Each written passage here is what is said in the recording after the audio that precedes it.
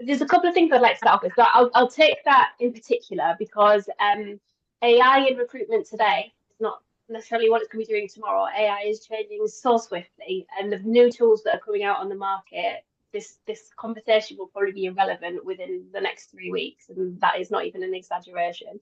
At the minute, we're seeing recruitment ATS systems, so the applicant tracking systems, starting to integrate with various different AI platforms. So they will now be doing an intermix of CV screening. You're probably coming across chatbots. They'll be doing matching, scheduling, automating the early stages, I guess, of that recruitment process. So anything that is admin process based can and will be automated. That's just how it is. We are talking to organizations about how AI still requires human oversight. And this is something that doesn't seem to be happening in an awful lot of organizations. So, for example, we do like a 6-step plan with organizations in terms of how do you go from what you've got now to an augmented talent team. And businesses will take 2 options on this. They'll go for the cost saving option, in which case they're just going to pull people out, put AI in, and hope that the out of the box solution is going to pretty much do like those early stages. Those will be the companies that people really find difficult to engage with, that if you're new to the market or you're trying to change jobs, etc., you're probably not going to get far in those recruitment systems. And then you'll have businesses who choose to augment, who will upskill their people to work as a human being across the AI tool, and will be looking to train the AI, because all AI does need training, because it needs to understand who you are as an organization, what kind of people, the culture fit of your organization needs to be in there. And it's not an out of the box solution. It takes time to train a new employee. It takes time to train AI. So the organizations out there who choose to augment with AI, retain their talent teams, and put their knowledge and acumen into the AI tool, you'll have a much more positive experience with the AI tools that they have within their organization. To give you an example, we use a tool called Humaxa, which supports HR teams by reducing repetitive tasks. We use it to enhance, not replace. So this tool allows you to upload an employee handbook, for example, to the Humaxa tool. And the Humaxa tool also pulls in all UK employment law, and it's updated every day with any new law regulations coming in. So it's all in this tool.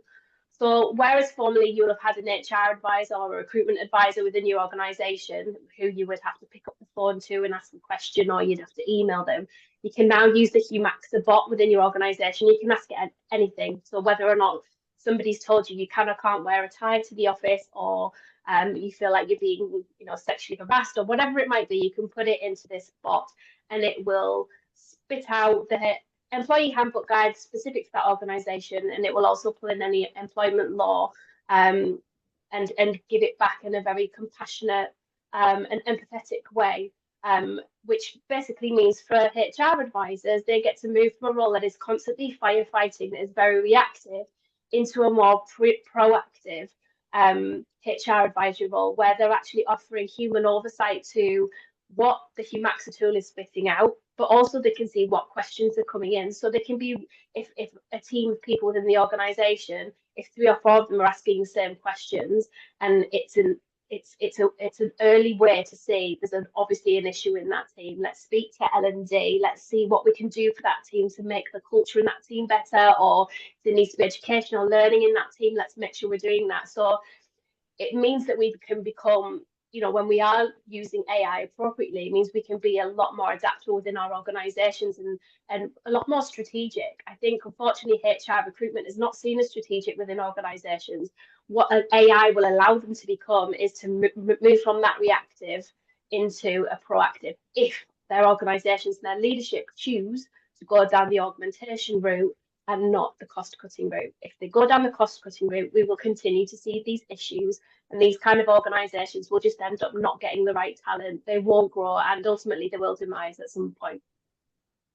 So what I'm taking is that ultimately there's a lot of opportunity, but currently organizations are tending to probably use it too much on the cost-cutting side. So from a recruitment perspective, those who are entry level, so i.e. probably not meeting many of the screening criteria or the career pivots, that's you're probably going to struggle more using these with the organization. I think job descriptions, so if we're coming back specifically to recruitment, the problem that you've got at the minute is job descriptions are written, or they're not written. They were written maybe about 10 years ago and probably haven't been adapted or amended to what the role is.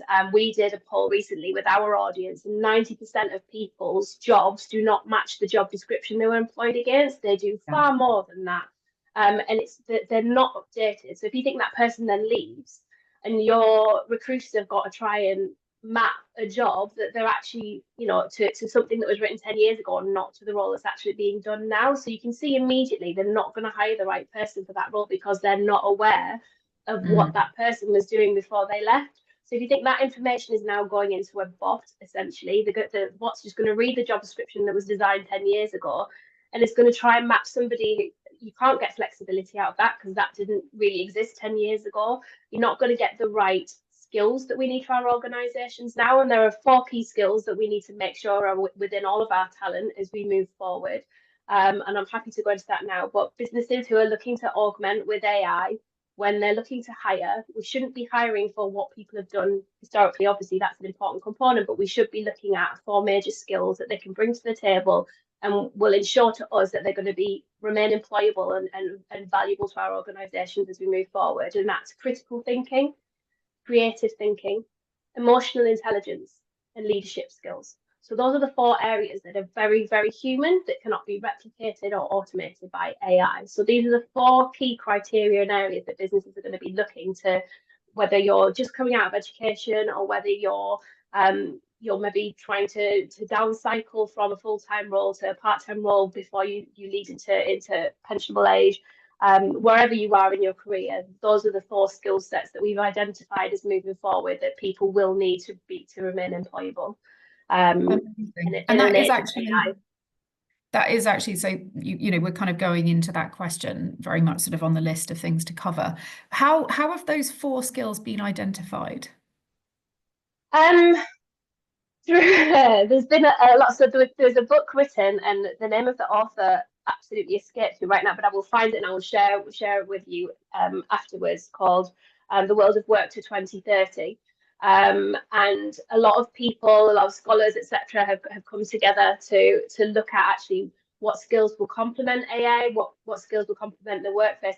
I mean, the main thing is that it's all around continuous learning and making sure we've got that skill set that we can continue. Thank you. It's making sure that we've got that ability to continue to learn, to continue to adapt. It's very Darwinian. That is the job landscape at the minute. That's what people are looking for as we move forward. Lisa McLaren and I have had many conversations on this subject over the years, but that's very much where we are at the minute. It's about problem solving, decision making, oversight. It's about empathy. It's about culture, and how do we bring those to the table. There's a big pushback on businesses now to redesign job descriptions to be more outcome focused, because AI delivers outputs. Human beings need to start delivering outcomes, and that's how we become more strategic and how we get that dotted line to our the board's conversations with shareholders, to ensure that we have what we want from our roles as well, in terms of knowing that you're more than a cog in the machine, that actually what you come to work to do every day is providing a positive outcome for our organisation.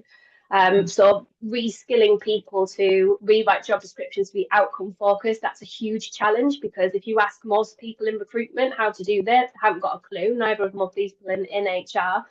And it means that you've got to start having conversations in your organisations that go back the way through to the board, in terms of, as a role comes on in this organisation, well, what is the purpose of this role? How does this ... to your bottom line? Where does this provide strategic value to our organisation?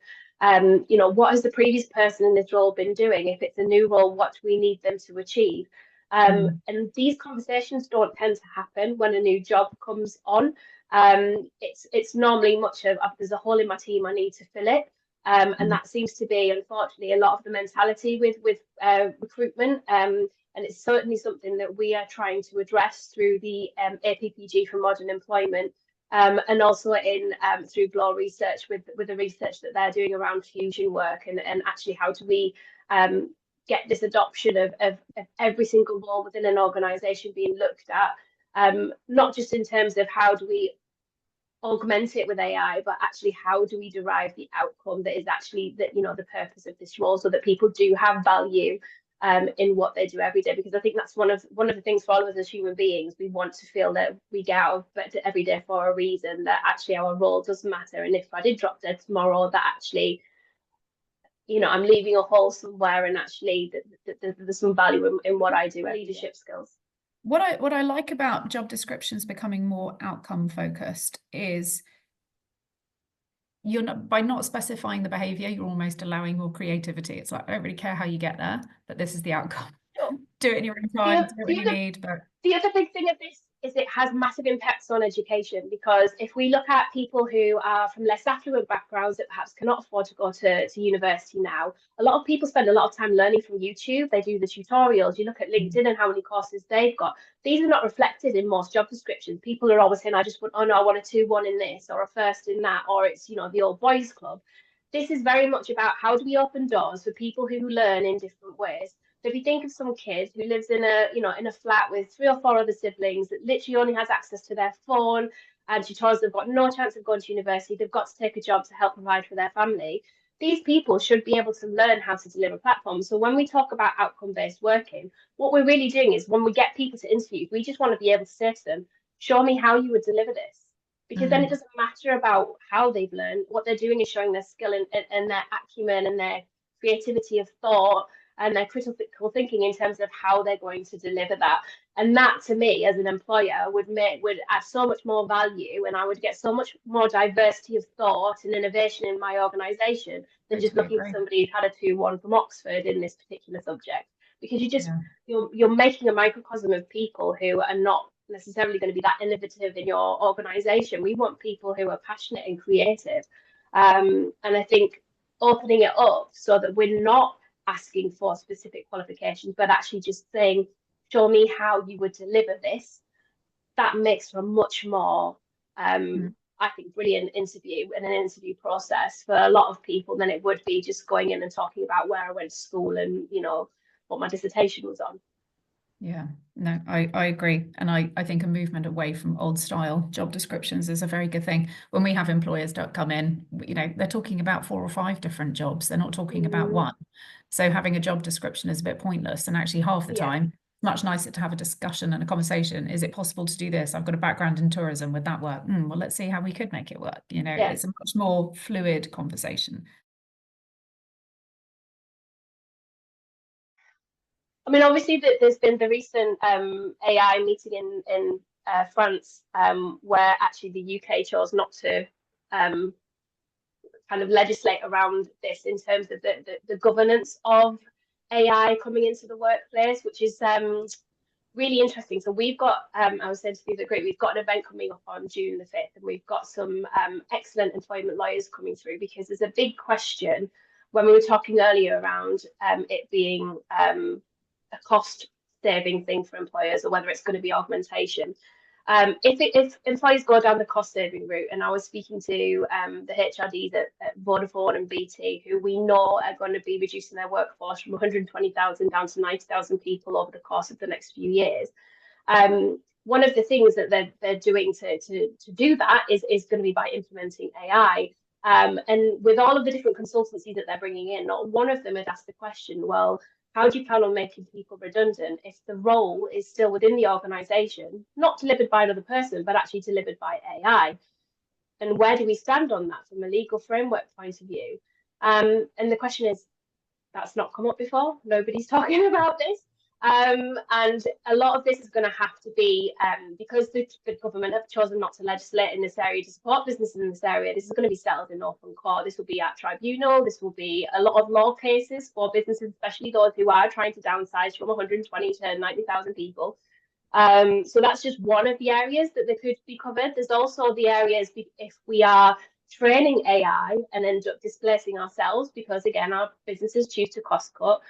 but our AI, our IP, our intelligence remains in that organization within the AI. You've then got GDPR that comes into place in terms of, have I got the right to delete what you've just taken from me and taught this AI to do? Do I want to have royalties moving forward all of the time you use my IP within that AI module? And all of this will need to be settled in court. And it's a really interesting conversation. It's something that we're going to be taking to HR. HR will play a huge part within AI coming into organisations. But at the minute, most organisations don't know whether the AI adaptation will sit with the CIOs and the CTOs or whether it will sit within HR. We obviously, our preference is that it sits across all three, and that they all have an equal voice at the table, because the impact on people with AI and the impact on our businesses within AI is going to be huge. I think GDPR, has a huge part to play in how AI is adopted, in terms of how we skill AI, because AI is learning from us all of the time. And somebody said, well, surely IP is it's work product. But at the end of the day, if I'm a salesperson selling a product, the product itself is the IP for the business, but how I sell it is my IP. I've got my flair. I've got my skill in how I sell. I've got my flair in terms of how I get around questions and opposition to what it is I'm trying to sell. But if the AI is learning that and is learning how I get around these questions and how I sell and the flair that I bring to that role, and then I am made redundant, I've got a lot there that I can go back and ask for royalties on. I can ask for, I could really screw up the company and ask for my IP to be deleted. I could go after them for wrongful redundancy because actually my role's still in the organisation. You've digitally twinned me within that organisation. You still use me. So, I mean, I know this is the kind of the end of the recruitment cycle when we're leaving an organisation that AI is going to ask a lot of questions around, but it's just as vital as when we're going into an organisation. We want to, as part of that recruitment process, should we be looking at their AI policies and how protected am I as an individual joining an organization and what their AI policies look like? Because at the minute, none of this stuff will be in there, because it's just not things that are in their mindsets when they're looking at adopting AI. They're kind of that narrow stream of like, this is obviously going to save us money, but actually will it? There's bigger questions that sit around it. I'll be honest. I think when we talk at the APPG for modern employment, it's still very much focused around the human elements, sort of DEI, women in the workplace. AI isn't really something that's in there. And the future of work, the APPG for future of work from an AI is very much more around that product adoption, kind of what it can do, not really the impact again on humans.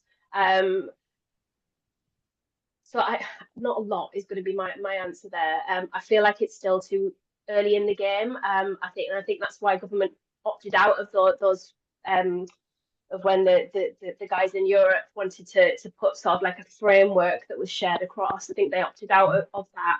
And I think, like I say, a lot of this is going to be tested in the courts, and I think employment law will be where this develops versus something that is legislated on. I think it may come further down the road, but AI is still relatively new. But there's lots going on in AI, so it's going to be one of those. And I think from speaking to employers, they're very much looking at vendors, the software vendors, to actually provide the policy. However, the vendors aren't really doing that either. So at the minute, it's very much a minefield, which I think we will see more and more legislation and employment law being settled in the courts versus anything coming out in terms of policy. For now, that may change. Stay open to learning. I really do think that just upskilling, personal resilience. Seek out organisations that support ethical AI adoption. There will be those out there that do go down that route. Obviously, on our platforms, we work with flexible employers who are normally more open-minded, shall we say, about where it gets its talent from and how they engage talent. I think there's lots of opportunities. If, like I say, if you do stay open-minded, if you do stay open to learning. I mean, like I say, we do a 6-step framework with employers about how do we augment ourselves with the AI tools that are out there. Get yourselves well versed in AI. Have a look at what's out there. how you on a day-to-day basis can perform your roles better. I think we'll see a lot more people going into more self-employed roles, using AI to work for multiple clients. I think there's a lot of chat at the minute about the fact that we do in a traditional work format, i.e. Monday to Friday, 9 to 5, for however many years we stay in employment. We are stuck to these 80,000 hours of learning. What AI can do, if we augment ourselves, we can complement those hours, we can turn those 80,000 hours in our lifetime to 160,000 hours in our lifetime by a great use of AI in terms of time saving and being able to work with multiple clients. And I think we'll see the self-employed sector absolutely boom by the adoption of AI. And I think if people can do that who would prefer to be in a PAYE environment, and that can get past the early screening stages, and when they go to the interview, they can showcase themselves as somebody who is using AI to function better, to be more productive. It's a way to negotiate higher salaries. It's a way to negotiate, role changes, or to upgrade yourself within your place of employment. I think that's kind of where somebody's just said there. Where do I start with AI? Depends on what you do. You can.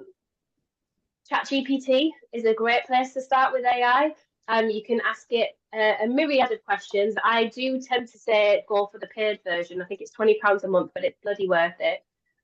You can start using that both to start digitally twinning yourself. You can talk to it. You can literally press the microphone on your phone and talk about any subject, and it'll store it.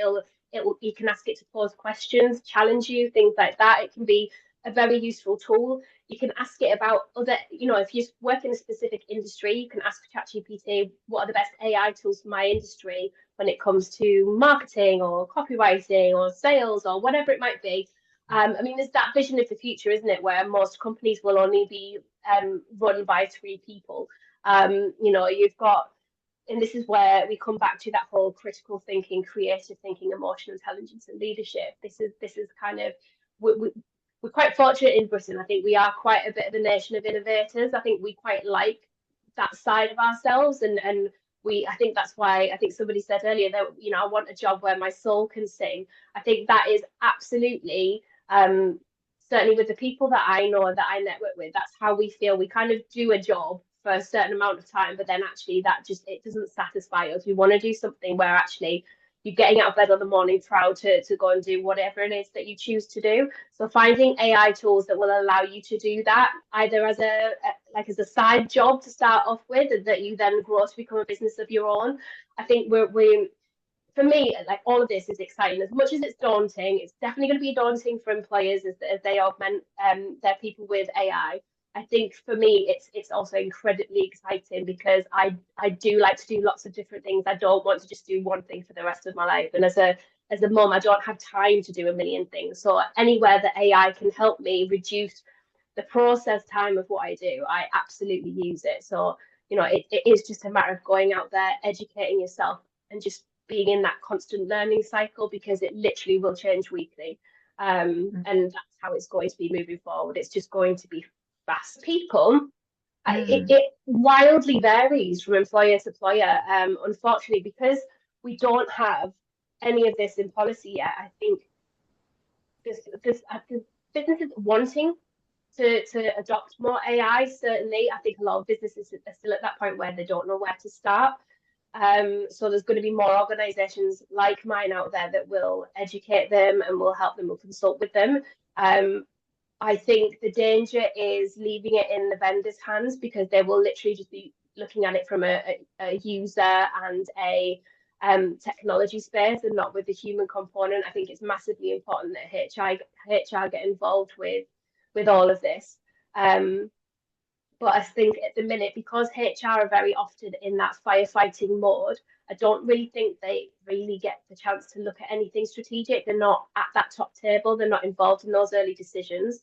And I think that is something that massively needs to change. And if government can get on board with that and actually sort of change that dynamic, so that as we do adopt AI and as we do look at how our businesses are going to change in terms of their organisation models, moving to a more mutable enterprise versus kind of where we're at now, which has not been the right model, I would say, for the last 40, 50 years. You're looking at the vendors of the software providers, you're looking at source like open sources like LinkedIn, open sources like ChatGPT to get knowledge and training and thoughts around what AI is going to be right for your business. There are consultancies that are coming for. Bloor Research is obviously one of the main ones in the fusion work area. It's not that many other companies that do it. I mean, Gartner look a lot at the tech, not necessarily so much at the human and that component of it. I think it depends on whether you're looking at it from an employer side or whether you're looking at it from a candidate side. From a candidate side, I would just still be using companies who are investing in their DEI as your benchmark. I would suggest as a more ethical employer that will actually take the time out to look at the impacts of AI integrated into their organizations versus just throwing it in wholesale. So I think those are the kind of businesses that I personally would be looking for if I was wanting to go out and look for roles. There are a lot of employment programs out there that don't have a traditional recruitment process. So they're more open because the recruitment teams that it's like projects for them rather than an open job. You've got more of an opportunity to network with the recruiters on those work programs and actually have the opportunity to speak to them before you get round to even the application.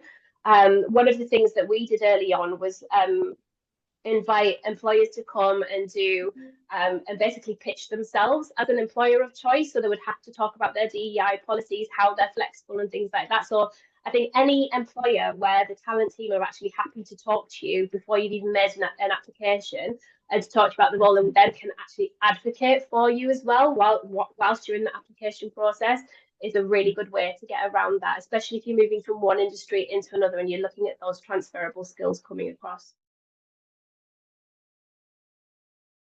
There's obviously, I mean, you've got these issues in the United States at the minute, obviously, with the AI platform that they've brought into their government. You know, when something is written by 20-year-old white boys, you're going to have an issue when it comes to any form of equality, diversity, or inclusion when it comes to making decisions around kind of anything, to be honest. And it's been the same in banking, it's been the same in security, it's been the same across the board as AI and automation tools have come into place. That's one of the reasons why we do suggest that businesses augment as they bring in AI, because we do require that human oversight on what the AI is pushing out and how that AI is doing the decision making. There has got to be training of AI that follows the cultural fit of the organization. There absolutely has to be. So, for example, I'm going to just purely take the HR function. So, as part of the transformation project we do as we bring in AI, we look at the role as it is now and what the role will become. So, for example, an HR manager, HR director would have a new job title. So, an HR manager would become a workforce performance and employee retention specialist. An HR advisor would become a workforce AI governance specialist. And you would align their pay and the performance to the business outcomes and the deliveries of those roles alongside AI. And you can do that for every single department within an organization. And that's how we rewrite job descriptions, how we decide to move to outcomes, and how we adopt AI so that the process-based stuff is done by AI, the boring bits, the bits that don't give us our passion and thrive, and the actual bits that require creativity, innovation, leadership, governance is done by the humans within our organization, and that helps for a more fluid and dynamic organization that is more EDI led and allows you to catch those problems earlier. I think those companies that will just remove staff and put AI in are not going to catch those problems, and that will become a massive issue for anybody who doesn't conform with whoever's written that program to start off with. I mean, I would like to think that age is a key component of EDI. The whole point is diversity. That's not just diversity in terms of the colour of our skin or our sexual orientation. That's diversity in terms of diversity of thought. And people who've been around longer have got a lot more things to draw on to bring to the table than somebody who's just popped out of school at 18, 19. So I would like to think that age is a very big part of the EDI conversation. EDI, I think, as we move towards outcomes, I'm not sure we'll need EDI as much, because if we are recruiting on outcomes and we are recruiting by having the conversation, show me how you would do this, show me how you would deliver this. I think it changes in the recruiter the mindset of what it is that they're looking for, because at that point they're looking for innovation, they're looking for creativity of thought, and it's how we pull back to those 4 key areas of skills that I sort of said already that we're going to need moving forward. But the companies that stick with age-old job description criteria will need EDI in place, because they need to have that second tier of, unfortunately, tick boxing that EDI is currently delivering. So, do we have a good ethnic mix in terms of the applications that we've got? If not, why not? It makes them ask these questions within the organisation. What does our, retention rate look for? Because it's all very well and good bringing people of different backgrounds in, but are we retaining them? Because if they come into our building and we don't have the right cultural fit for people of different backgrounds, and they, if you're a 55-year-old coming into a team of 20-year-olds, you're not, are you going to feel culturally that you're aligned with them? Can you have a bit of crack around the table with them? Can you buzz off each other? Can you do your role in an environment or a culture that, if they're off out clubbing every night as soon as they finish work, and that's probably more of a millennial thing, I don't think these youngsters do that anymore.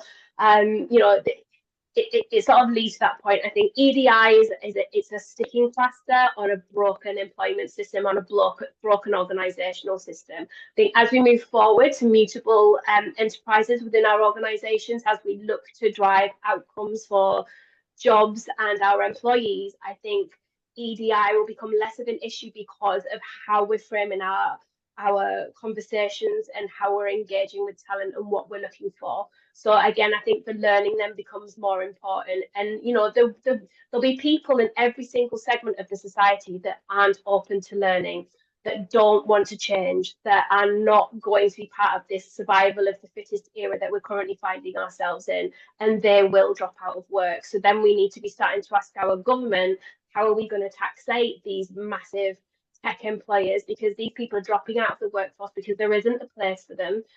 How do we bring in a universal basic income, because it will be needed, and that will need to be powered and taxated by the big tech players that are pushing people out of work? And those people that are employable, that are left, that are open to learning, how do we augment their skills with AI and make really dynamic and innovative organizations, and how do we make more of them? And it will become a global workforce. It won't just be a UK bound workforce. So again, employment law and all of that kind of stuff's going to have to wrap itself around this as well, because I am based here in sunny Darlington. It is sunny today, but I work with people in the US. I work with people in China. I'm available 24 hours a day, all through the medium of my PC and through my AI tools. I can make money 24 hours a day, 7 days a week. That is going to become what work will look like and what businesses will look like. So it's a bigger conversation about this. I appreciate that you guys have got a specific agenda here. But like I say, we're at this tipping point with organizational design at the minute. So we've got those of the old stalwart, where EDI is very much still a big part of this conversation. But like I say, hopefully as we move forward and we move to outcomes and we move to augmenting fusion work within our organizations, you guys won't find it as troubling as you maybe have done over the past few years. That's what I'd like to hope anyway. This is why networking is going to become so much more important. It's doing that extra legwork of finding out who's on. So obviously, when you see a job, you can go onto LinkedIn, you can look at the company, you can see who are the talent acquisition people within that organization. And at that point, I would be networking, I would be connecting with them, I'd be asking them questions about the role. I'd really like to apply. I'm maybe not your, the type of person that would normally apply for your organization, but can you talk me through your EDI policy around people of a certain age applying for this role? What are the metrics looking like in your organization? How many people of my age group are within your organization? You start pushing back on that cultural fit. Start thinking about who it is that I'm speaking to. Can I make a connection? Can they advocate my application through the system? Can they manually intervene with this application process? Can they find my CV within the ATS system and make sure that ends up in front of a hiring manager? This is the kind of extra legwork you need to do that everybody else isn't doing, because it's literally a numbers game for most people when they're applying for jobs. They're literally, it's one CV, it's bang, bang, bang, bang, apply, and hoping that they get through the ATS. You need human intervention. If you are wanting to work your way into an organisation, you need to be connecting with the talent acquisition team, you need to be asking questions, you need to help them manually get your CV through to that hiring manager. And we do it. We have loads of TAs that work for us. We tell them to network, and it's very often the CVs that come to the ATS process or through the application process, through those conversations they have with candidates by the TA, that are more likely to end up in front of the hiring manager than one that is an organic application through one of the million of job portals that they've got around the world.